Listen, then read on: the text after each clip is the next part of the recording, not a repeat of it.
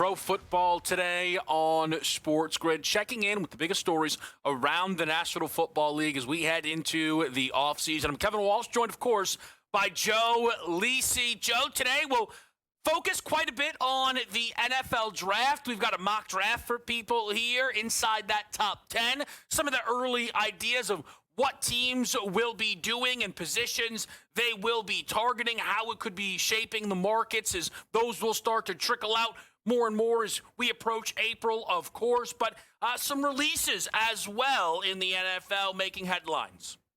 Yeah, I mean, this is where teams really jockey for position to really solidify the 2026 season. We saw Tyreek Hill, most notable name for the Miami Dolphins, released. What does that mean for Jeff Hafley and the team moving forward? We'll see exactly how it plays out and if Tyreek Hill could be potentially on another contender, right? That was the mix throughout.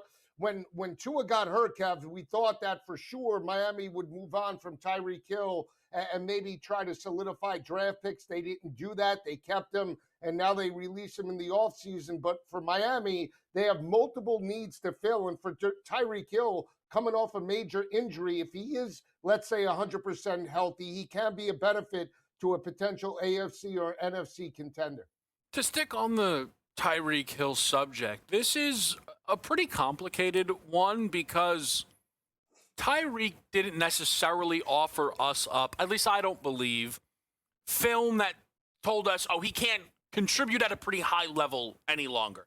I don't think even if he didn't suffer the big injury, I don't think we would have said he's one of the 5 best receivers, but top 15, probably, right? But now he's coming off of an injury that could very well slow him down. But more important than that, we don't know how much football Tyreek Hill actually projects to play in this upcoming NFL season. We know, Joe, in speaking to the Pro Football Doc, Dr. David Chow, it's on the board Tyreek Hill doesn't even play this coming season. It probably, at minimum then, even based on where Tyreek is in his career, you would think whittles it down to just playoff caliber teams who say to themselves, hey, at minimum, we could get some postseason football out of Tyreek. I think what's fascinating, though, is what type of money could Tyreek Hill command? For a guy, again, we don't know at the moment, Joe, how much football he's even going to be eligible for next season. No, it's a great point. I mean, is it similar, Kev, to the run that OBJ had with the LA Rams when they won a Super Bowl championship? They got him at the end of the regular season, didn't they, for a playoff type of run? And he was a major contributor, scored the first touchdown against Cincinnati, right? So, again, is he going to be a 16, 17 game player where you're going to utilize him throughout the regular season and you're trying to bank on him being a 900 or 1,000-yard receiver this year? No, I think he's more look for the second half of the season if he is in fact healthy. And could he be that cherry on top where you sign him for under $10 million with a bunch of incentives? The odd or the interesting thing is there's a lot of people who are just talking about Tyreek going back to Kansas City.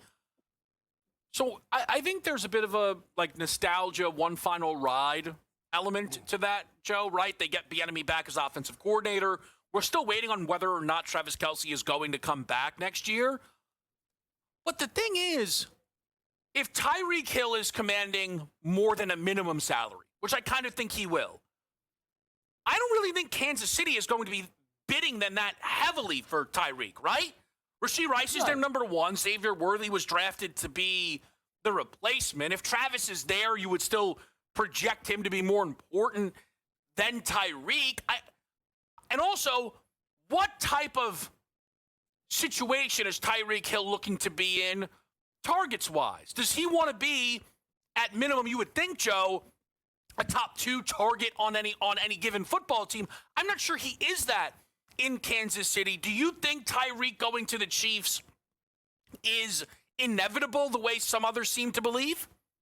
No, I'll give you three teams that I think he could go to. I think the Buffalo Bills, clearly in need of an elite wide receiver. I'm not suggesting Tyreek is a number one, but whatever they do in the draft and in the free agent market, he could be an added dimension to Josh Allen in that offense with Joe Brady, right? How about Baltimore with Lamar Jackson?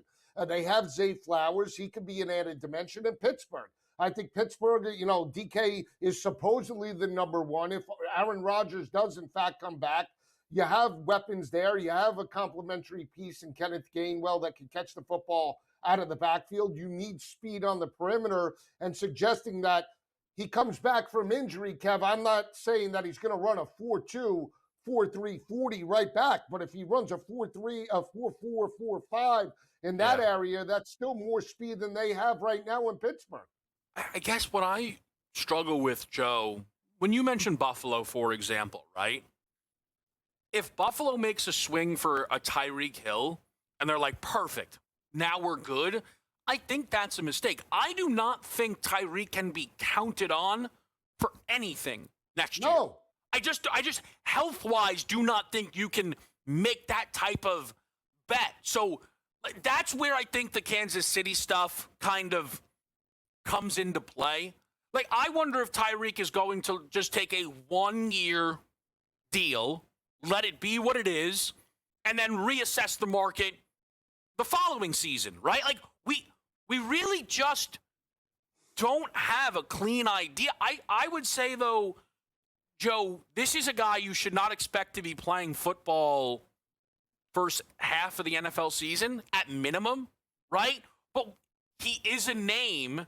And again, to be clear, just when you look at what Tyreek Hill was offering up as a Dolphin, they didn't, obviously he didn't play a ton, but he played 4 games, 4 for 40, 6 for 109, 5 for 49 and a score. And then he played a half in that game against the Jets where he went 6 for 67, or like a half plus, like really not much into the third quarter. I mean, he wasn't lighting the world on fire. He could, it's a very complicated thing. Like, I don't think Tyreek Hill, Joe, at this point is an odds mover. We know this offseason, a lot of guys will get signed and it's like, whoa, start shifting the market. I don't think Tyreek should be shifting the market wherever he goes. No, I agree with that. Like I said, I think he's an added option. And the reason why I said Buffalo is because they have multiple needs at wide receiver. Nobody has emerged as a pure number one, with Shakir there, and hopefully if Keon Coleman bounces back. But my point is, with the right team, if they can have the benefit of having Tyreek Hill come back in week 15, 16, or 17 and be ready for a potential playoff run, that's why you would get Tyreek Hill. You're not getting him from week 1 through week 15 or 16. You're getting him for the back end of the season to help you maybe solidify a championship run. That's where I think he would be a benefit if, in fact, he's coming back and is at least 90% healthy. We will, of course, follow this situation. Along with Tyreek being released, there were a number of Miami Dolphins who were released. This is a team that, probably will be, you would think, slow playing it this offseason. I know there's some, early connections, people thinking that they could be the Malik Willis team. We'll see if that comes to fruition. But I also don't think that being the Malik Willis team necessarily suggests, we're trying to win 11, 12 games. We're just trying to maybe give Willis a chance and see if he can realize some of the potential that people thought he had when he was coming out of Liberty all those years ago, which is a good reminder to people that there was a stretch when Malik Willis was favored to go first overall that year in the NFL draft, and how wild things can change. So what Joe and I are about to do is go through a top 10 mock draft as of today, and we'll be able to look back on this when we get to mid-March, certainly April, and be like, wow, all right, that was wrong. This is it. This is that. Though we tend to believe we know how this draft will begin. The idea around the Las Vegas Raiders is they have their guy up top at the head coach and soon at the quarterback. Let's get Joe's thoughts on that as we start a mock draft here on Pro Football Today.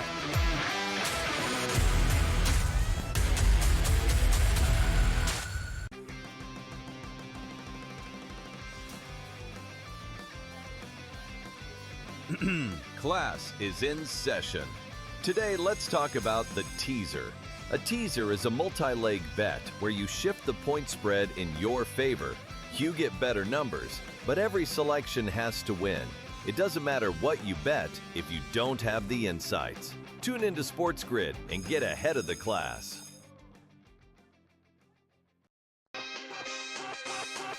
I don't think he was trying to take a shot at the team at all. It was just a plain and simple and obvious fact. I think what's difficult, though, is, and I agree with you, right? I guess I agree with LeBron. The assessment of it all, it's why the Lakers organization seems to be comfortable with that truth, unless they disagree. But again, I don't really know how you disagree. Game time decisions. Only on SportsGrid. You guys had 2 weeks to prepare for this game. You knew you were facing a Mike McDonald defense that disguises everything, and that was your game plan, to play scared. I mean, Mike Vrabel, I love the guy. He played that game, Donnie, like it was a preseason scrimmage in August and not the Super Bowl. The early line.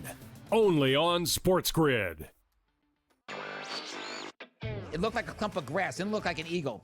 That's the one, by the way, USA Today claimed was the best ad. They thought the Lay's ad was number 2. The worst ad was any ad that had AI in it or had an AI company behind it. It wasn't because of the AI. It was because they were the most nonsensical ads you've ever seen. Does anybody look at these ads and understand if they are actually trying to do what they're trying to do, which is to showcase the product as opposed to being great with AI? Very embarrassing. Newswire. Only on SportsGrid.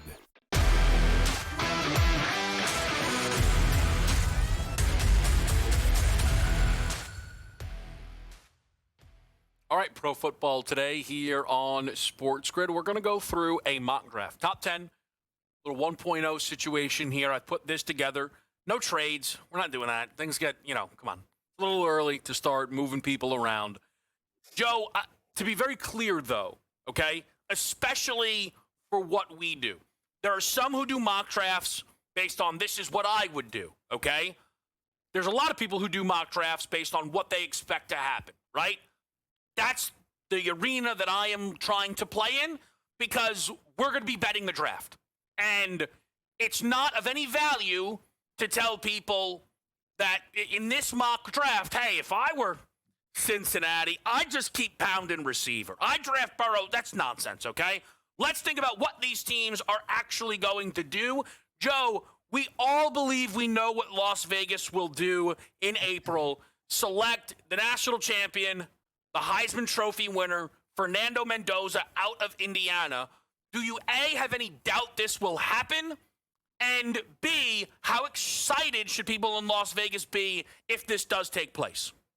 I think it's a no-brainer that he goes number 1 overall. I don't think it's a deep quarterback class. I think there's more potential fringe players from 4 to 7 in those rounds than there are in the top 3. I'll just say that. I do believe with you that Fernando Mendoza, from a physical attribute and for the mental and emotional aspect, that's where I think he excels. He's calm under pressure. He's rebounded throughout the regular season and playoffs.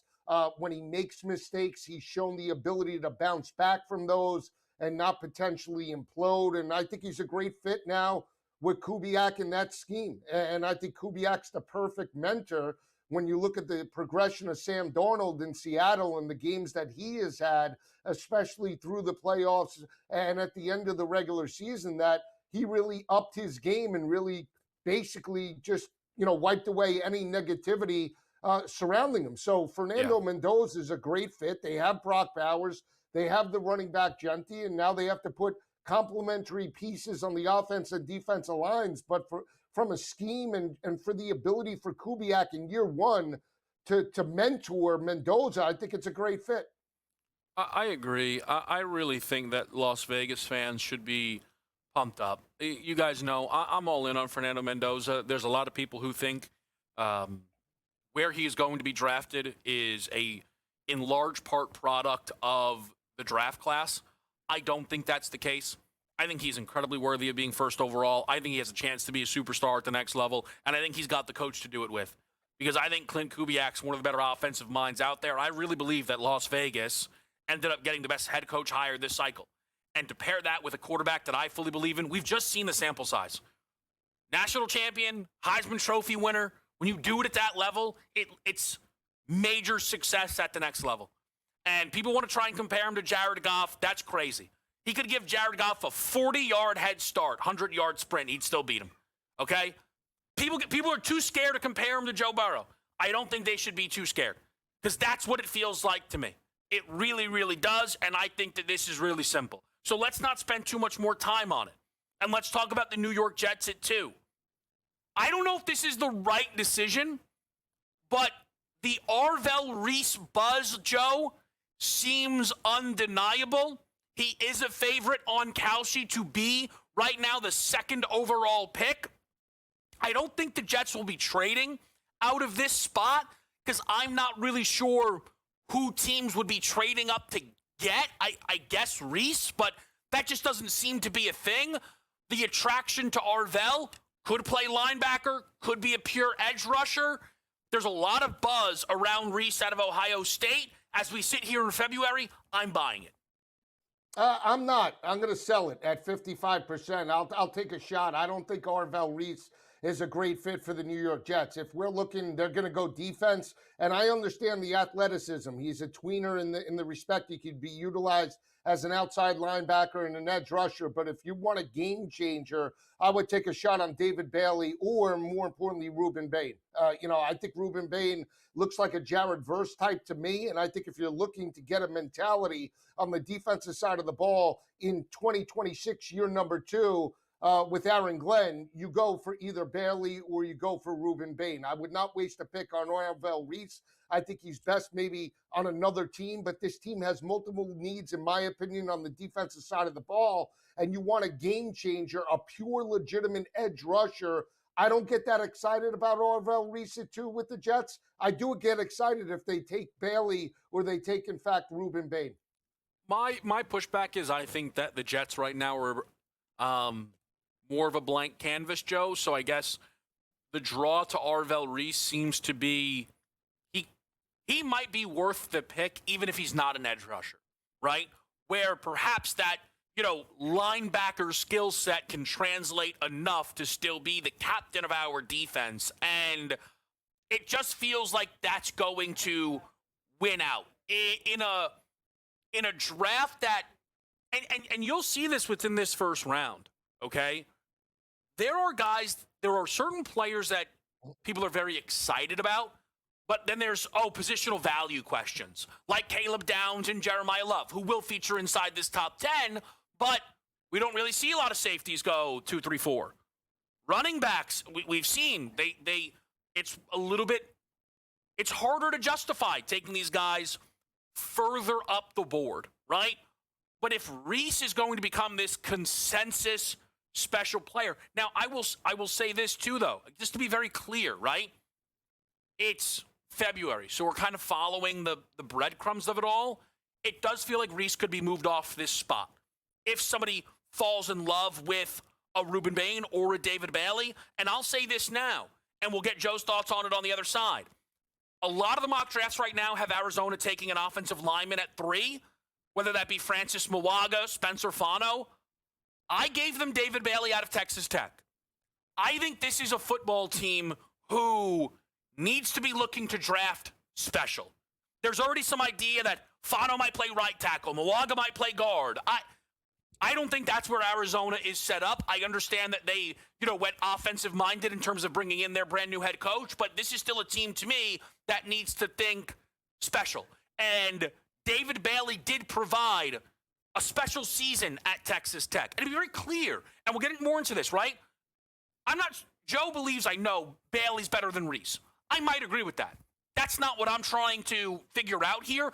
I do think David Bailey has the chance to be quite the climber in this process, and I think it's on the board that Arizona looks to grab him as high as 3. We'll get Joe's thoughts and round out the top 5 after the break right here on Pro Football Today.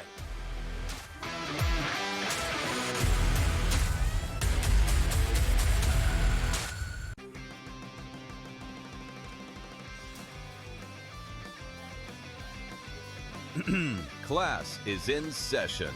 Today, let's talk about the teaser. A teaser is a multi-leg bet where you shift the point spread in your favor. You get better numbers, but every selection has to win. It doesn't matter what you bet if you don't have the insights. Tune into SportsGrid and get ahead of the class.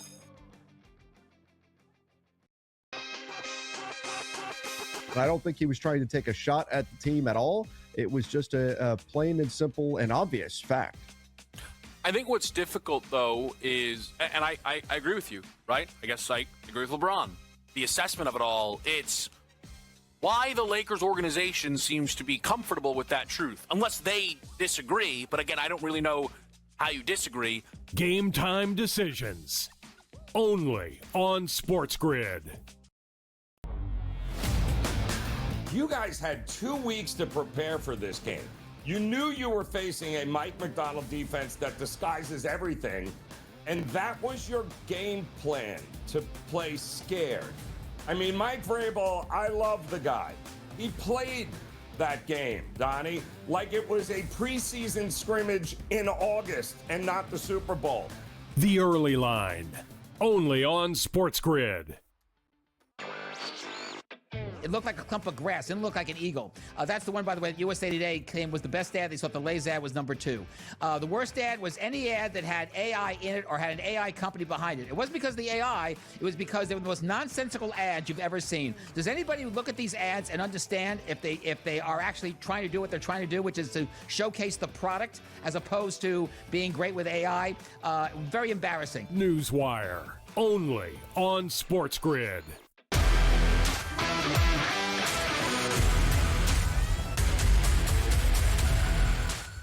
Okay, pro football today, back at the right here on SportsGrid. Kevin Walsh, Joe Lisi. So the top 3 of this mock draft 1.0, Mendoza to the Raiders, Arvell Reese to the Jets. Joe, I think David Bailey could very well be the selection for the Arizona Cardinals here, the edge rusher out of Texas Tech. This would be a pick you'd be very excited about if it came in. It would, because you have Walter Nolan coming off an injury, right? If he's healthy, now you pair him with, obviously, Walter Nolan. That's a dominant front seven. They also have, though, Kev, multiple needs on the offensive line. That offensive line was atrocious. So if they don't go for Bailey, I would say offensive tackle or guard. They need to solidify the offensive line. They could not run the football at all. They had one of the worst rushing attacks in the NFL last year. But if they're going defense, I think Bailey's a significant upgrade. I would take him at number 3. And that defense now with a new head coach should be humming in 2026.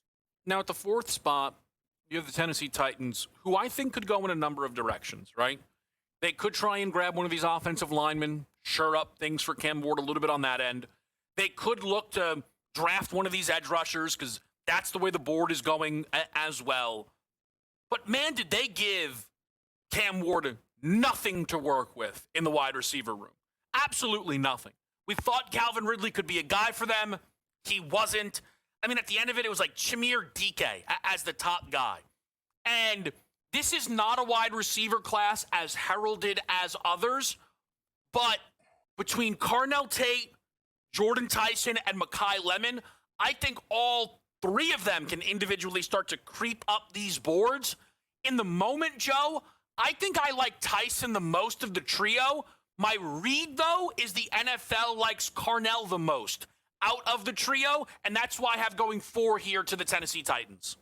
I don't have a problem with it. We don't see teams go enough, at 4 and 5 with the wide receivers. They're game changers. Think about the league and think about where we have evolved, and think about Jamar Chase and Justin Jefferson and all the great LSU wide receivers. What about the Ohio State wide receivers that have made the jump to the next level, right? And Carnell Tate is a pure route runner. If they're going offense, they forget any other position. I agree with you. You could always solidify the offensive line in the free agent market just the way Chicago did in the offseason this past year, and it worked out perfectly. They need to get weapons for Cam Ward. They have to make an assessment whether Cam Ward is, in fact, a franchise guy, but you can't do that with wide receivers that are running 4.6 and 4.7 and can't catch. I mean, what are we doing here? Carnell Tate is a game changer. I think you're right. Jordan Tyson as well is great, and so is Lemon. I think Lemon is a comp is like St. Brown, the former USC standout for Detroit. So it depends on the type of wide receiver that you want, but he is a definite game changer. Explosive chunk plays is what he brings to the table, and that's what Tennessee needs now. Yeah, I think this is something that could be a really, really nice fit for Tennessee, and I think people would be really excited if it came in. A lot of people think Carnell Tate could go 5th to the New York Giants or Jordan Tyson. I, from the beginning, have not understood it at all. I do not see this team drafting wide receiver.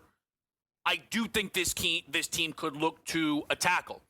I think right now, between Fano out of Utah, Mawaga out of Miami, Joe, I don't think there's a clear consensus. But Fano played, I believe, right tackle while at Utah. This team has if he can stay healthy, star left tackle in Andrew Thomas. I think getting bookend tackles for Jackson Dart is pretty enticing. I think we could see them go offensive lineman, specifically Spencer Fano at 5th here. It's a typical New York Giants move. It doesn't matter who the head coach is, right? The Giants love to solidify the offense and defensive lines in the draft. Now, it hasn't always worked out to the best of their ability. Some they've hit on, others they haven't. But it's a John Harbaugh type of pick, and if they are going to run the football, even with Jackson Dart, you need to solidify the offensive line. They also have wide receiver needs. They could address that potentially in the later rounds and in the free agent market, but you have to get a right tackle, and they have to protect Jackson Dart. We know about his injury prone throughout the regular season last year running the football. If they're going to utilize him in RPO sets, you got to protect him. I agree. I do not see wide receiver here. Will tell people right now the 5th overall pick odds. Now, look, trades can throw things off right now. There's a big push towards Caleb Downs. There's some love for Carnell Tate. It's pretty up in the air outside of that right now.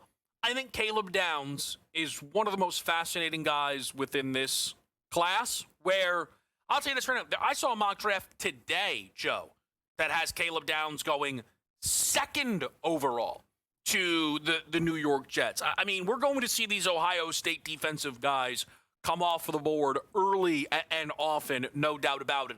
Let's get to the back end of the top 10 after a break here on Pro Football Today.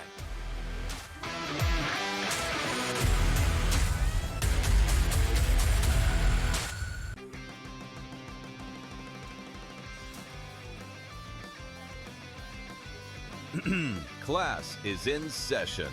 Today, let's talk about the teaser. A teaser is a multi-leg bet where you shift the point spread in your favor. You get better numbers, but every selection has to win. It doesn't matter what you bet if you don't have the insights. Tune into SportsGrid and get ahead of the class.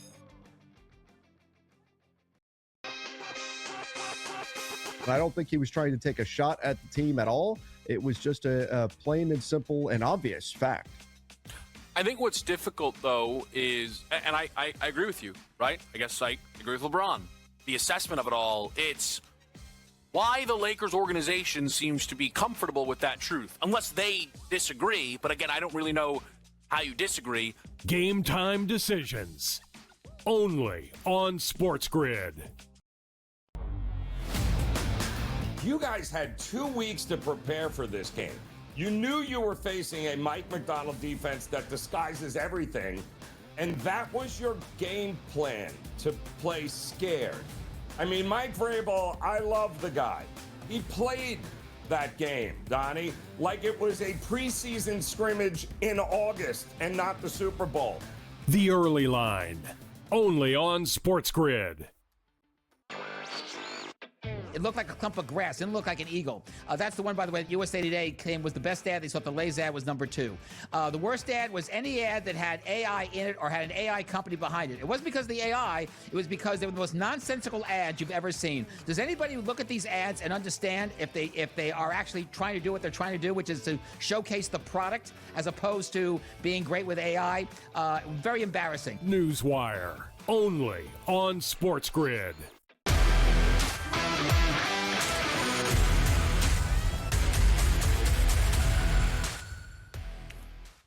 Pro Football Today on SportsGrid, the top 5 of Mock Draft 1.0. Just doing the top 10 because we're far away from being able to worry about how we make money on picks, 21, 28. Let's not get crazy yet, all right? Raiders go Fernando Mendoza at 1. Jets go Arvell Reese at 2. Cardinals take David Bailey at 3. The Titans at 4. Carnell Tate. The Giants at 5. Spencer Fano. The thing I feel most comfortable about, Joe, at 6 is the Cleveland Browns drafting an offensive lineman. Francis Mwaga here, the best of the bunch, that is on the board. Now, admittedly, if both Fano and Mwaga are gone at this point, I'm not sure where Cleveland pivots. I think they could be open to trading out of the spot then and see if anybody wants to come up here. But I think Cleveland will be looking for an offensive lineman pretty aggressively early and often in these drafts. See, now, yeah, they have a need and they want to run the football potentially. That's their MO, right? It's a Cleveland team. And now with Monk in there, do they, open it up more with Shedeur Sanders? You don't see them, though, Kev. If Jordan Tyson is there, they need so much wide receiver help. You don't think they would take a shot on Jordan Tyson? Who do they have outside of Fannin to throw the football to? So it's a totally fair point. I guess my thought, Joe, is they are far away, right, from competing. And we talk about building teams inside out. I think Isaiah Bond could end up being a steal for this team. I think Harold Fannin could be one of the 5 best tight ends in football. I think that's on the board. I mean, he was great as a rookie. Unbelievable. Right? You love the running back room for this team. I think they'd get a lot more out of taking a potential near blue chip offensive lineman than drafting a wide receiver. That's my thought right now, Joe. No, I mean, again, it wouldn't shock you if we're sitting on draft day and we see Cleveland draft offensive tackle, you'd be like, all right, we should have known, right? It's difficult. It's I say this with love, and yet you ripping up ticket after ticket. Had a shot, because you just kept pounding wide receiver, tight end. But wait a second. But again, these, and it's early, we're in the month of February, right? So when we break this down, free agent moves are going to dictate where they go in the draft, right? The combine as well is always, the movement that you get after the combine is absolutely ridiculous. You're going to have 1 or 2 guys that are just going to completely fly up draft boards, and all of a sudden there goes the mock draft. My point is, if Cleveland doesn't address, let's say, the wide receiver room prior to late April, then they have a significant issue. How are they going to address it if they don't address it in the draft? So, yes, I think it's a good pick. I could see it happening. But again, this is where I get in trouble, because if it was me, I'd be looking at Jordan Tyson. Look, again, it's a similar situation to Cam Ward, right? Is Shedeur the guy? They brought in Monk to what? To coach him up. You can only coach him up if he's got weapons on the outside. So I hear what you're saying. I just think that, again, I just think it'd be more valuable I also think that their offensive line is atrocious and needs to be fixed. Before we get to the next pick here, Joe, I want to ask you this question because I think it's an important one. Of the teams in the top 6, is there any who you could see drafting Notre Dame running back Jeremiah Love? So just to clarify, Raiders, Jets, Harbaugh. Really? Right? Oh, Cam Scatterbo? No, come on. Look, what was the MO of Baltimore under Harbaugh? I'm just saying. They got Derrick Henry. Why'd they get Derrick Henry? Because he wanted to pound the rock. You asked me in the top 6. I don't think the Jets will do it. I really don't. I think they have other needs that are more pressing. Obviously not Las Vegas. I don't think Arizona. Well, Arizona could be one spot, but you can't have a running back if you don't solidify the offensive line. The offensive line is atrocious. You could have a Ferrari back there. I'm just saying it would be a John Harbaugh move to just, if you're asking me top 6, it would be a giant move to draft the best running back potentially in the class coming from Notre Dame that, is a different type of playmaker than Derrick Henry, but certainly could change the the complexity of a game by catching the football as well. All right, so Joe, this takes us to the 7th pick, where I actually think the Commanders really could select Jeremiah Love at 7. For me, it kind of splits the difference of Dan Quinn, a defensive coordinator, who probably would love the chance to grab a defensive guy. Caleb Downs, Reuben Baines, still both on the board. Sonny Styles out of Ohio State. But also try and get more help into the room for his franchise quarterback, Jaden Daniels. Defensive guys love running the ball. They do. And Jaden Daniels is someone we have to worry about staying on the field. Well, less dropbacks, more handoffs. And simply put, the combination of Jeremiah Love and Jaden Daniels in a backfield sounds as big a nightmare for any defense to deal with as you could possibly imagine. I know people don't love running backs going super early. I understand they got a franchise quarterback. Maybe they need to look elsewhere. I really think Jeremiah Love could come off for the board at 7 for Washington. Best running back in the draft class. Athleticism's similar to Saquon Barkley. I mean, I don't want to anoint him the second coming of Saquon, but he's jumping over guys throughout South Bend his career there, right? I mean, he can catch the football. I mean, here's the problem, though, Kev. And I'm not knocking it, but Cliff Kingsbury is no longer the OC. They had one of the best rushing attacks with Kingsbury there. He's gone now, and now you're going to draft the running back? I'm just saying, it's a good fit. They need to take the pressure off of Jaden Daniels. His durability is a concern. Hopefully he comes back 100%. You don't want him to take as many shots as he's taken. It's not a bad look, but again, they're another team outside of Terry McLaurin. Who do they have at wide receiver? They have a bunch of nobodies, Kev.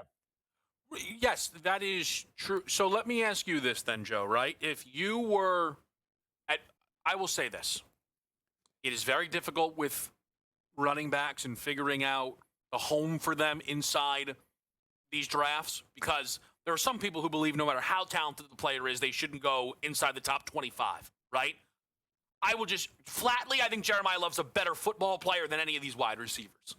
That's what I believe. And I think we have seen, when you have an elite offense, if you can add an elite running back, it just takes it to a completely different level. Think about Saquon and the Philadelphia Eagles, obviously, a season ago, what Derrick Henry's been able to do in Baltimore. And we might say to ourselves, well, does Washington have an elite offense? I think with a healthy Jaden Daniels, you can get close. And I think Jeremiah Love would be more of an X factor, Joe, than any of these wide receivers for Washington. But the question might be, Joe, on the other side of it is, does this team need to be drafting defense? Because the defense was pretty bad last year, and Dan Quinn could be more interested in shoring up his side of the ball to protect his job. Yeah, I mean, that's a huge cause of concern, because did he get exposed last year, Kevin? Right? Yeah. Because you can't make that assessment because the injuries. So it's like, okay, he gets a pass in year 2, but then if all of a sudden the defense is pathetic, then it's like, well, is Dan Quinn a great defensive coordinator? That is the cause of concern. So I agree with you, but we interviewed Jeremiah Love. He is an amazing talent, Kevin. He could change the complexity of a game. I'm very interested, because this is going to be something that we focus on quite a bit. They usually will drop the odds after the opening day of the draft. If Mendoza or Jeremiah Love will be the favorite for Offensive Rookie of the Year. Because Mendoza as the quarterback's going to have the leg up. I think the Raiders will be projected to be one of the 3 worst teams in football. Jeremiah Love, if he lands up in a Washington, a Kansas City, a Cincinnati, a Dallas, he might have top 5 odds to lead the NFL in rushing yards. Like, serious. Like, it gets very, very interesting. Let's get 8, 9, and 10 on the board here on Pro Football Today.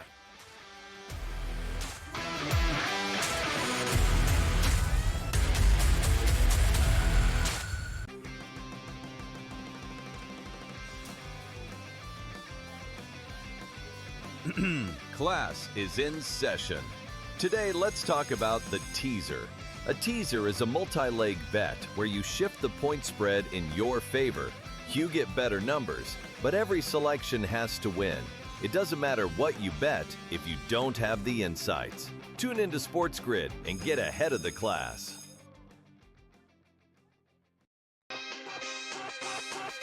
I don't think he was trying to take a shot at the team at all. It was just a plain and simple and obvious fact. I think what's difficult, though, is, and I agree with you, right? I guess I agree with LeBron. The assessment of it all, it's why the Lakers organization seems to be comfortable with that truth, unless they disagree. But again, I don't really know how you disagree. Game time decisions. Only on SportsGrid. You guys had 2 weeks to prepare for this game. You knew you were facing a Mike McDonald defense that disguises everything, and that was your game plan, to play scared. I mean, Mike Vrabel, I love the guy. He played that game, Donnie, like it was a preseason scrimmage in August and not the Super Bowl. The early line. Only on SportsGrid. It looked like a clump of grass. It didn't look like an eagle. That's the one, by the way, that USA Today claimed was the best ad. They thought the Lay's ad was number 2. The worst ad was any ad that had AI in it or had an AI company behind it. It wasn't because of the AI. It was because they were the most nonsensical ads you've ever seen. Does anybody look at these ads and understand if they are actually trying to do what they're trying to do, which is to showcase the product as opposed to being great with AI? Very embarrassing. Newswire. Only on SportsGrid.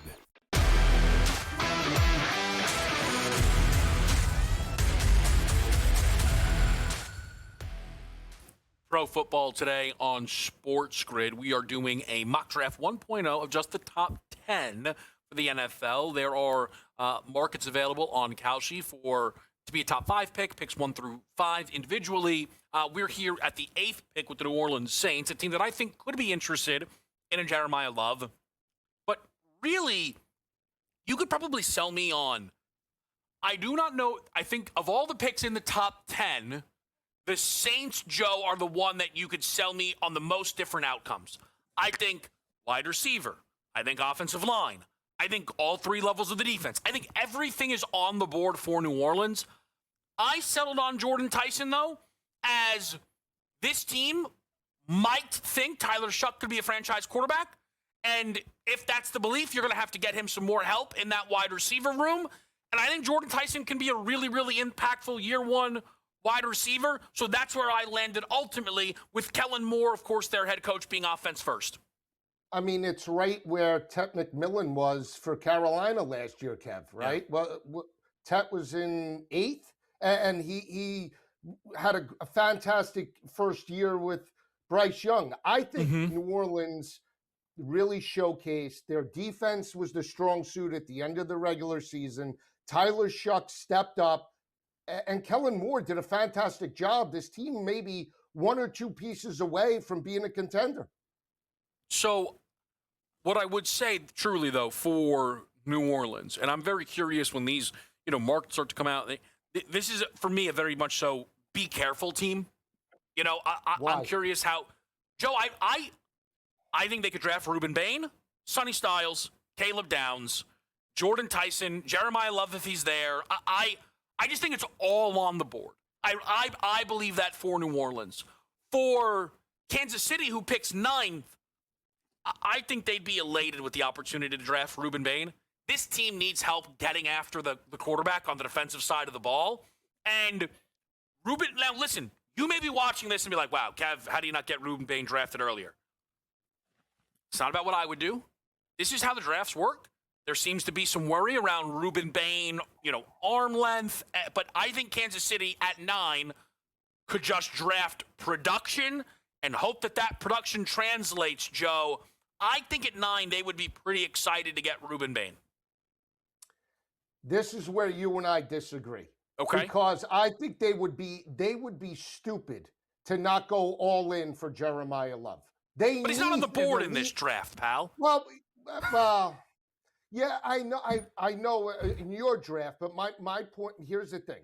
Yes, they get defense. Chris Jones is aging. That defense took a step back under Spagnuolo. And yes, it would help solidify that need. But again, this team, when we talk about home run hitters, they have it at the wide receiver position. They don't have it at the running back position. And when you look at Patrick Mahomes leading basically the team in rushing for the first half of the year, that's why they don't have success. That's why they're not explosive anymore. Coupled with the fact that thankfully Matt Nagy's now the OC in New York. That's another thing. But if they go defense, it's a good pick, but it's not going to move the needle. It'll help them. But they're concerned still, and I know it sounds crazy, they're on the offensive side of the ball, though, Kev. They needed a legitimate running back, a home run hitter. You can't just get by with Kareem Hunt and Isaiah Pacheco. I'm sorry, you can't. Yeah, I think they're certainly going to look to address the running back position, Joe. I think what would be the worry for Kansas City is it is a gamble that Jeremiah Love will be on the board at 9. I don't think any team is going to really be trading up for a running back.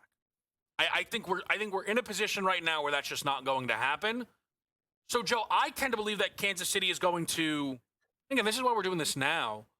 I think they're going to probably try and see if they can get a running back in free agency. Like, how would you feel if this team brought in Breece Hall, potentially? Breece Hall's doesn't good. excite you? He's similar, in my opinion, to David Montgomery, a very productive running back. But if we're talking elite running backs, if we're talking Derrick Henry, Saquon, James Cook, I don't think he's the same type of running back. And when you see Jeremiah Love and you see the athleticism and you see the ability to catch the football out of the backfield and added dimension to the passing game that could benefit potentially Pat Mahomes, you got to go after it. You have to. When's the last time they had an elite running back, Kansas City? You have to go back years, Kevin. Yeah, I mean, I don't know. Do you want to go back to Jamal Charles? There was a moment where it felt like... like... Yeah, but that was 14 years ago, I feel like. There was a moment where it felt like Kareem Hunt stint 1 was like, wow, this guy's incredible. But again, right. I understand the world where they draft... if Jeremiah Love is on the board, Joe, right, I think they would be heavily interested. Would I put... Again, as I go through the exercise... Jeremiah Love being on the board at 9 is very risky. And free agency comes first. Do you want to roll those dice, Joe, not pick up a running back and hope Love is on the board? Because let's be clear, Joe, unless you disagree, which sometimes you do, so I guess it's worth asking, how close do you think whoever you believe the second best running back in this draft is to Jeremiah Love? They're not taking Jadarian Price at 9. No, you're right. It could be Price, right? I mean, it depends on the type of running back. They're a thunder and lightning duo. No, you're right about that. But let's say, Kev, they could get Breece Hall and think about the teams that solidify the running back position with the dual. Look at your team. Look at your team. With Philadelphia, they took Tank Bigsby. They utilized him in the end of the regular season. So, I don't know. Could happen. Could happen. Could certainly could, man. Hey, listen, what tough to figure out what happened there, and that's just me calling it. Happened. I mean, sometimes I can be smoother than that. Didn't have anything for it. Unbelievable scene. I wasn't sure what happened. Really, I have really no idea what happened. Fantastic. No, but I'm serious. Who do you think is the second best running back in the draft? Jadarian Price. Yeah, exactly. I think Jadarian Price had moments where he looked. I think Jeremiah Love is the best. But, yeah, I mean, Jadarian Price looked unbelievable this year for Notre Dame. And I think people should be excited. Like, there's not as much tread on those tires, right, due to that split backfield kind of nature. I think Jadarian Price could hit the ground running at the next level. I really believe that. But with the way people talk about running backs, you have to be very cautious of the capital that you spend on running backs. And Jadarian Price is going to struggle to crack into that first round because of that. We'll talk about Cincinnati at 10, QB2 next.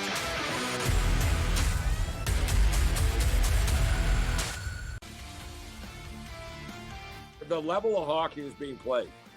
Like, if you're not really into the NHL, you should watch this and you will enjoy it. Like, it's a different level of hockey. Like, the NHL, basically, there's like 6 really good guys on each team.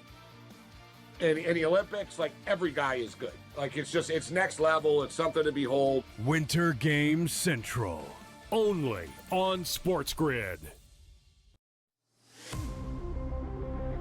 Road trips to Kentucky and Tennessee, which are pressure environments where mistakes can snowball a team quickly.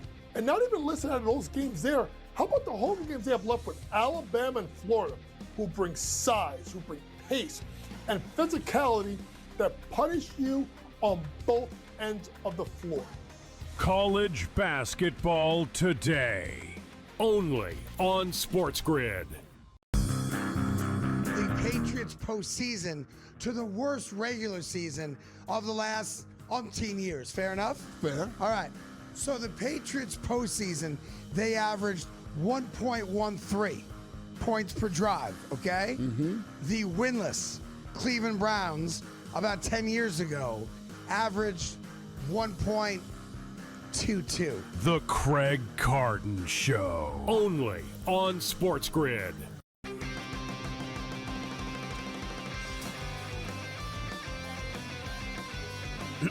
Class is in session.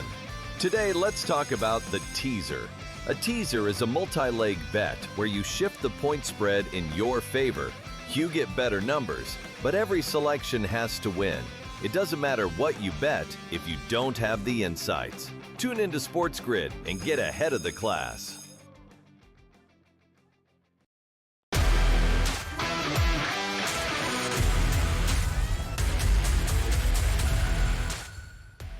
Pro Football Today on SportsGrid. Joe, the 10th pick, which will be the final that we do today, is one where I think Cincinnati would sprint to the podium to make, which is Caleb Downs at 10th overall. We know they need defense. Caleb Downs is one of those guys who somehow goes 10th, and everyone's like, they just got the best player in the draft. What do you think about Caleb Downs at 10? A great pick if they could get him at 10. He might go sooner. It's possible, depending upon if there's a trade. But just think about Imanori and how, dominant he was for Seattle. Caleb Downs came from Alabama, was the best defensive player on the field for Nick Saban during his last year there, transfers to a national champion, Ohio State and Ryan Day, and really took half the field away because he's a ball-hawking safety. And his ability to come up and run support and tackle and space is something that obviously Cincinnati needs. They have multiple needs at defense, right? And one of the worst defensive points allowed in the NFL, he definitely solidifies that. And if you're going up against Lamar Jackson and you're going up against Pittsburgh, to have a ball-hawking safety that could be opportunistic, I mean, that is a great pick for Cincinnati. My only fear, Kevin, obviously, is that he's such a dominant player. He could go potentially in the top 5. Yeah, to be clear, there is a notion that Caleb Downs will be long gone by the time Cincinnati gets on the clock. There is a market player to be drafted inside the top 5 on Kalshi at 69% right now.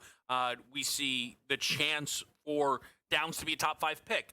Now, listen, we know how these markets are. Usually the notion is you'll have 6 or 7, sometimes even 8 people, right, Joe, with that greater than 50% chance. It's going to be hard to find, excellent value within those markets, but it's certainly on the board that Downs is gone. I just think for Cincinnati, it's so likely, Joe, that there is someone at 10 on the defensive side of the ball, whether that's Caleb Downs, Reuben Bain, Sonny Styles, that they feel really good about selecting.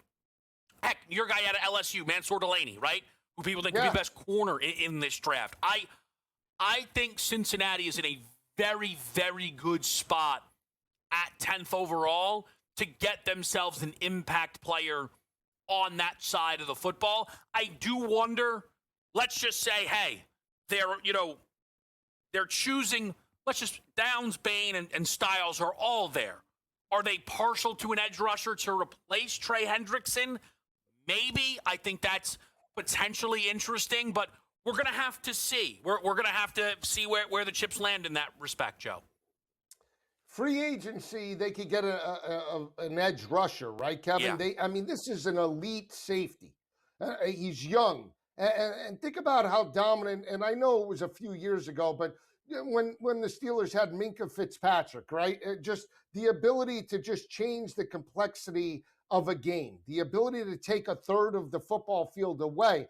And we've seen a changing of the guard. Seattle did it on defense, right? Multiple teams now have been changing their mentality to be more ball controlled and rely on the front seven and rely on an opportunistic defense to carry you to a championship. He's a great player and a player that if Cincinnati could steal him at 10, unbelievable. I want to remind people that the draft process is a long one, and there are names that you see right here, right now, who might start to drop out a little bit. But what's going to happen is there's going to be some names that run up. And what you're going to have a moment where you're like, hey, I got 14 guys that can go inside the top 10. And it becomes very difficult to parse through those names. What is also going to be interesting in this draft is, will we see a second quarterback go inside the first round? With Trinidad Chambliss going back to Ole Miss, Joe, it seems that it's Ty Simpson or bust in terms of if Mendoza's that only quarterback selected in round number 1. I cannot buy into Ty Simpson. Does a team take a shot because they see upside? It's possible, but I've seen more negatives and more. I haven't seen Ty Simpson, Kevin, live up to the expectations of a first-round talent. Okay, yeah. He was around the best talent potentially in Alabama, and they failed to live up to expectations. They lost 4 games. Yes, he's had good games, but I haven't seen the elite games, to me, to warrant him being a first-round selection. I think he's more a day 2 or a day 3 type of pick right now. Really, we know which quarterbacks have the buzz to get inside the first round. I will say, and I'm glad I'm the one saying this and not Joe, I'm surprised Garrett Nussmeier has not been discussed in this capacity more. Nussmeier was viewed as a potential top 5 pick, Heisman Trophy winner. I know LSU didn't have the season many believed, but again, it's not like Ty Simpson really lit the world on fire this year at Alabama. It's going to be a fun draft season to follow, and myself and Joe will be doing it the whole way for you on SportsGrid on Pro Football Today.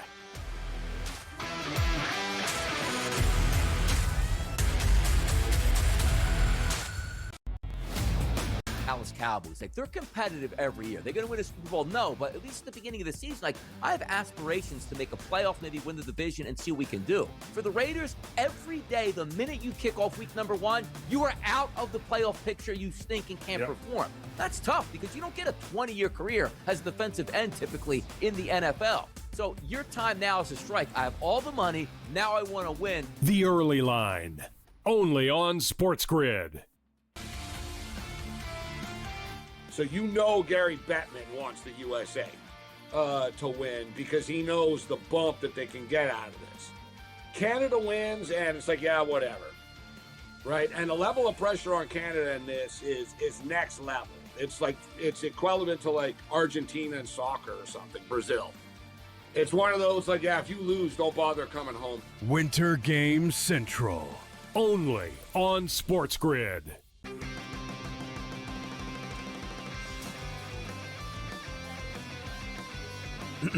Class is in session. Today, let's talk about the teaser. A teaser is a multi-leg bet where you shift the point spread in your favor. You get better numbers, but every selection has to win. It doesn't matter what you bet if you don't have the insights. Tune into SportsGrid and get ahead of the class.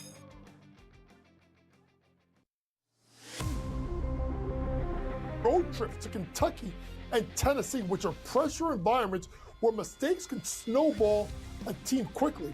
And not even listen out of those games there. How about the home games they have left with Alabama and Florida, who bring size, who bring pace, and physicality that punish you on both ends of the floor.